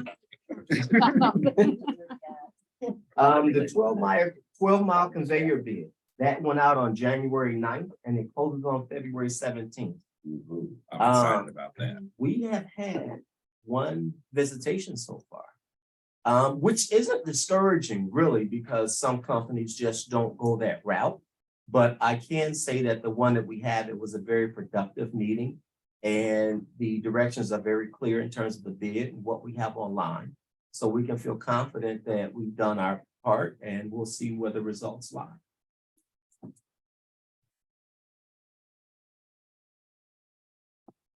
Okay, one of the things that the new building automation system pointed out to us was the quiet study room at 12 Mile. It gets really hot in there. One of the things that when we built it, it was really a room built within a room. So the air has no escape. At the top of the room, it's encased in glass. So I did call out a company and we got an evaluation on different ways we could release some of the air. Unfortunately, the way it works now is that if the employees in the TechLogic services area get hot or cold, well, it doubles for the quiet study room. So we really do need to find something with that. And once I get that, I'll do an air balance to the building and then that'll make it much more comfortable for everyone because that area of the building, that's the first part that was built. So it's all cement. So it's like an oven in the summertime. So it takes a lot to cool it down. And that air in turns flows out to the atrium area, which changes the temperature in that area. You can look at the thermostat and it'll say 80 degrees, but it'll be a lot more warmer than that because the air is feeding from the north side of the building. So I'll have an example or samples of what we intend to do and how we intend to relieve that pressure in that room, sort of make it more comfortable for patrons and for employees and more cost savings. The sign, we have talked a lot about the signs. I've reached out to a couple of different companies about various signs, like you may see along 12 Mile, the Farmington Public Schools. They've implemented new signs on all of the buildings. And we do want to follow that route.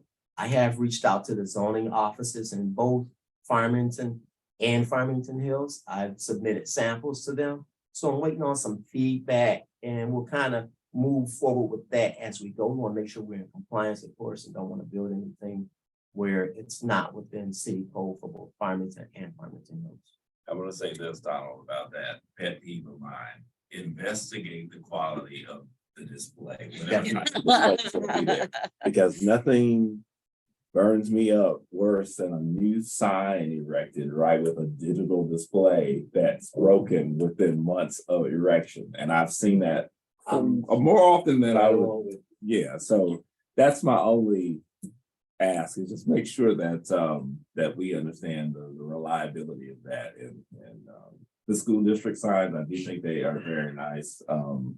The ones that I've seen. Some of them are a little hard for me to read too, but like the readability is another factor that I'd be interested in. Is it the readability of the digital display? It's especially. No,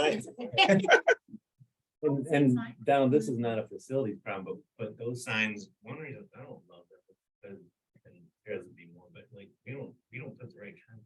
You know, like, let's be careful about investing in that sign unless we know exactly, we have a plan for the content that's gonna go on. Because the schools have not done the best job of make use of those signs.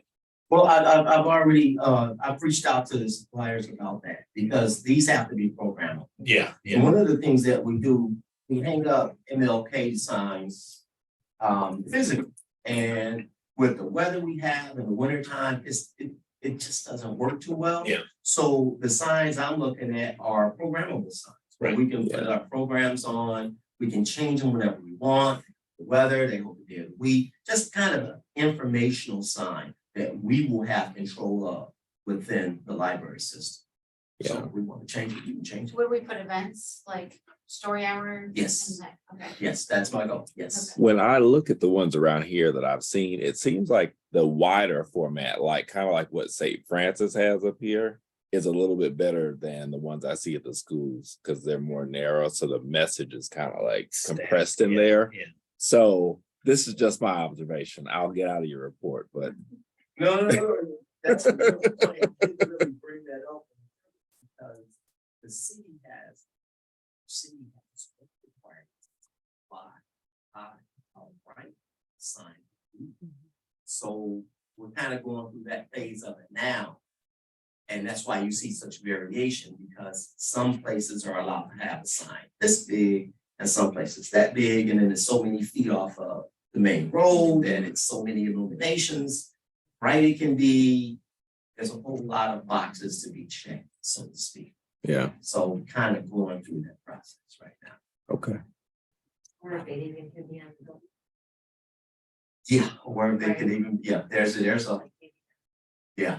And we talked about that because the Farmington branch, you have one that's technically in the neighborhood, right? If you go north of that, then who sees it? No one sees it. But then if you go south and then you go east, that puts you off of Farmington Road. So it's kind of like, that's a process within itself, trying to work with the city and see where we go with that process. And last but not least, we talked about food truck Tuesdays. I got to sit down with Sherry. That's a whole different process in itself. So it's it will require some work like that. We hope to be able to have food trucks.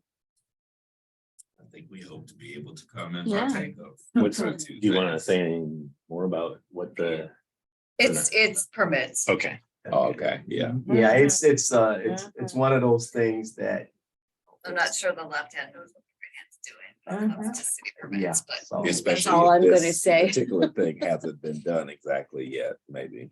right, so Okay. that too takes us. So the heating in the area being. Neck line. Yes. How is that gonna, are you going to wait, are you going to do that now, or are you going to wait till that is upgraded for a teen? Because I know we have talked about that's gonna be a teen. Is that gonna be a teen area? there are so many options about a teen area, so no, that's not specifically geared to teen area. I know we. I'm not gonna, I didn't plan to wait on this Okay. because the air has got to be good. Yeah, oh, absolutely, Summertime. I know that. Yeah, so, yeah, I'm working on that. Okay. And that's it with the, and I want to say one more thing that's really important. Thank you to Stacy and the friends, because they helped me out with those book donations. I can't even tell you how many times we were swamped. I think Kelly had talked about that a lot with the staff. But Stacy and her crew come in, and I'll tell you what, it's like having a third, fourth, and fifth arm. And they do a great job of cleaning that area out. So I want to thank you for that. And they dispose of them properly, which saves me another ton of work. So I want to thank you all for that because I really do appreciate it. Thank you. And that's Thank you, that's a lot of good stuff. I was wondering about the carpet and even the charging bikes, if it's worth, and I don't know how bad they are, but is it worth waiting till we kind of go on to the next phase of the building? If we're gonna change things down there anyways, right? Would it be worth holding off changing that? it is worth changing it now Okay. because the carpet is worn so bad. I'm afraid every time we clean it that it's gonna get torn. Okay, Just one, yeah, you know, it's. And you're just Yeah. talking about the stairwell, right? Yes. Yeah. The stairwell and the landings, I wanna make them match. right. And I think Okay. it's worth it, yes. Okay. And I was just wondering about the charging, like. if The we're charging gonna bikes do- are movable. Oh, okay. Yeah, so you can move them wherever. I was just wondering like the Right. style, and if we're looking at furniture and things like Well, I that. don't think there's a lot of choice in style. I mean, there's definitely other ones that I've seen. Right. Yeah. That, just depending on what we do, I would hate for us to have these awesome things that like look out of place. Right. In whatever we Right. change the library to. Right. Just a thought, word. Right. And it is a possibility, but it might be not even because it depends on if Bosch approves Right. a grant, so. Right. Right. I guess what I'm hearing Megan say is whatever style we pick, let's try to make sure it's in the direction we think we're going Right. with style of Yeah. the building. I mean, I don't think you're gonna change all the shelving, you're gonna move it, so you would pick something that matches Right. shelving. Yeah, yeah, That's like right, our- That's like our acre piece that we're. right, Right. right. All right, any other questions for Donald? Okay, thank you very much, sir. Much appreciated. All right, that takes us to our committee updates. I don't know if we have an update on strategic planning this time. Yeah, next month we will have some vision and mission statement options for us to vote on or discuss at our March meeting.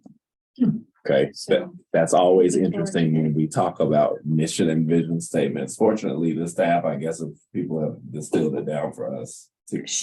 She's distilled it Yeah, down she for has us, she done gave it us wonderfully. choices and, yep, and so. So it's not about like picking the wording or anything, you just pick the sentence. You just pick the sentence. And I read over. and I it did sounded too. really- I have that my was two good. starred. Okay, me too. So we won't be wordsmithing. No, we will not be Okay. wordsmithing, That's good, because that makes for a long night. right? All right, and then that brings us, anything else, Megan, Nope, for that's strategic plan? Okay, thank you. That takes us to personnel committee. And so we do have an item for the personnel committee, and we will review it here just momentarily because we're gonna ask for an approval of this item in unfinished business. But you guys might remember a long time ago, we reviewed it used to be our harassment policy, and I think we've even changed the name of it to a non-harassment policy. So this has been, Could I have another, could I have a copy of that? Thank you. okay. And so, we have circulated this, I think, to a large degree, and everybody has had a chance to look at it. I think we did get some feedback, from you, Bob, about the terminology intentional and unintentional. And we did talk with council about that. And you know, my taste on this when we talked about it with Kelly was that maybe we could do without intentional and also do without the term unintentional. Because I don't know that the clarity is necessary.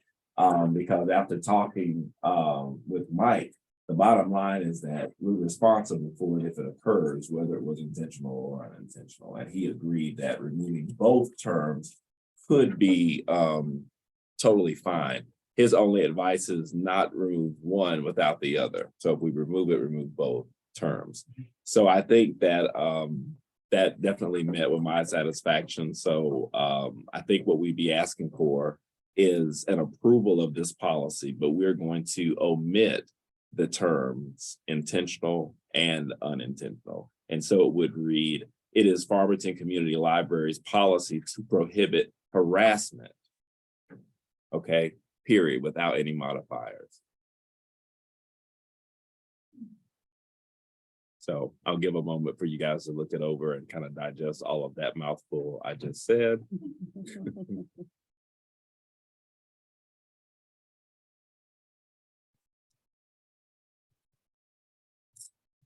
And let you ask me any questions that you might have about this particular document. What's on their highway?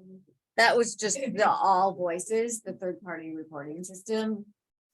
So it's just, that's the addition because we Okay. contracted with, so Right. it's telling staff then that they can go to this third party reporting Right, system. which was kind of like pending because we didn't have all Right, the mechanics. right, of how right, that worked, yeah. right.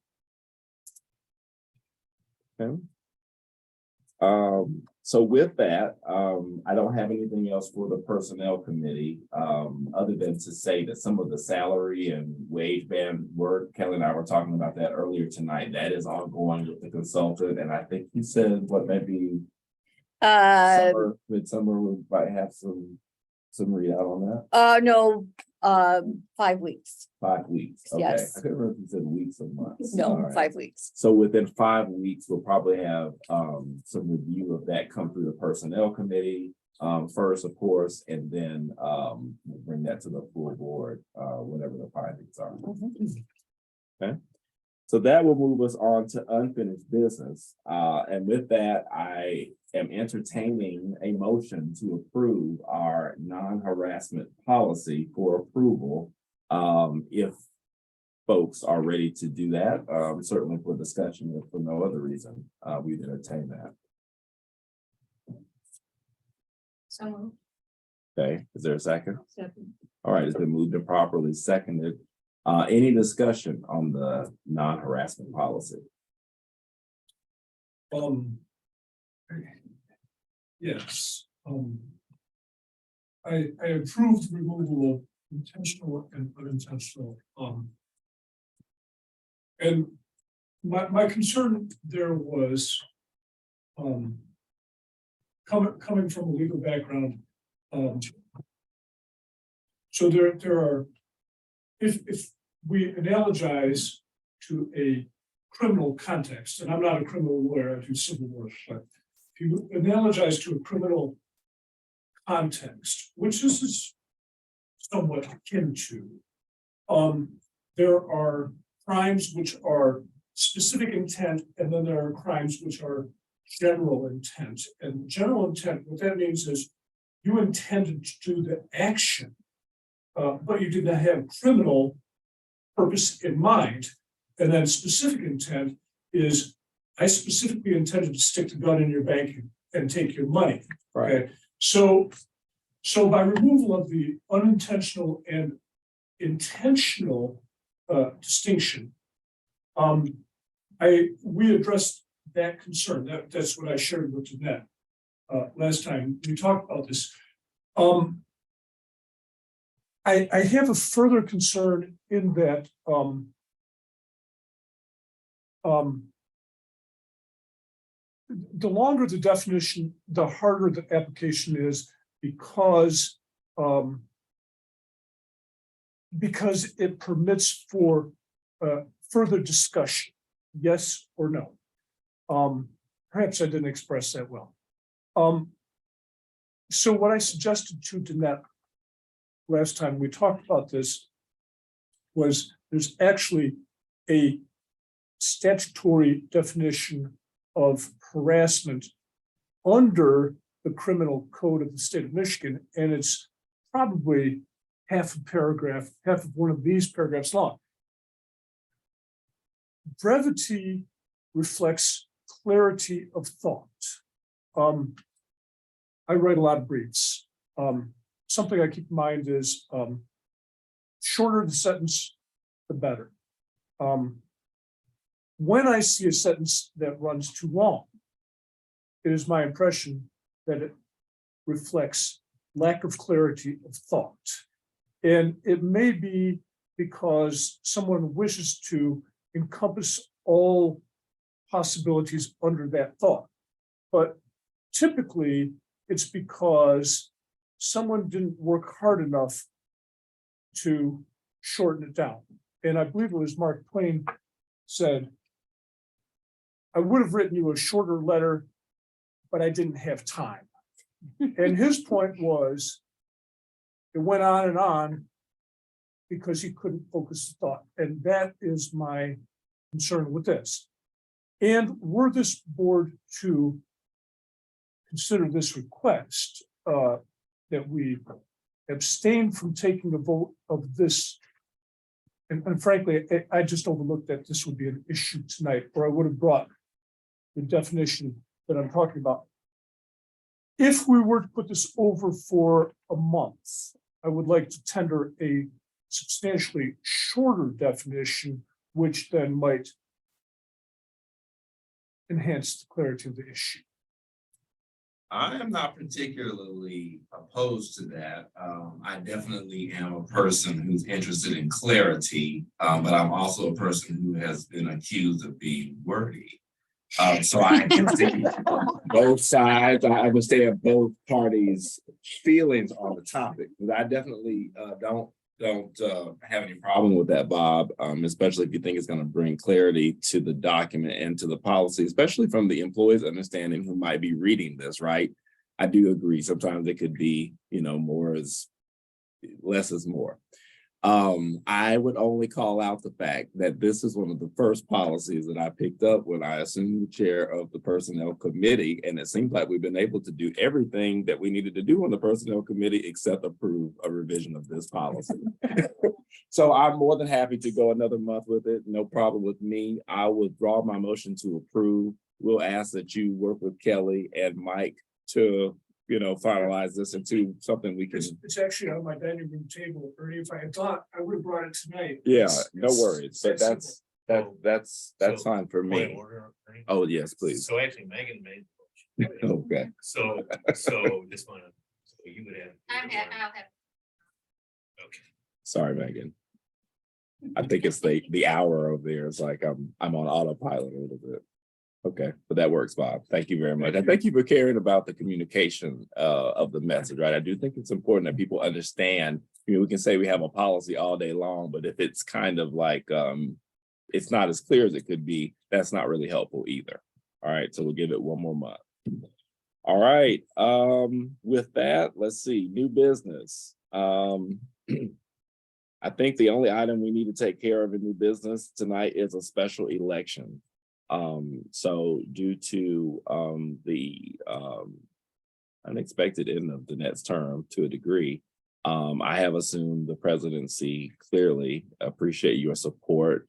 It's not a power grab, I assure you. But that does open up vacancy for the vice presidency. And so that would need to be filled immediately at our next meeting with the Senate. So I think that we would entertain any nominations that might exist for the office of vice president.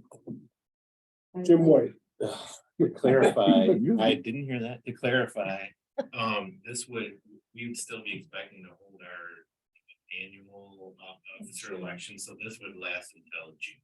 Correct. Important clarification. I'm serving as president until June, and this role would also just finish the term that I would be exiting until June. And so we'll do this all over again in June.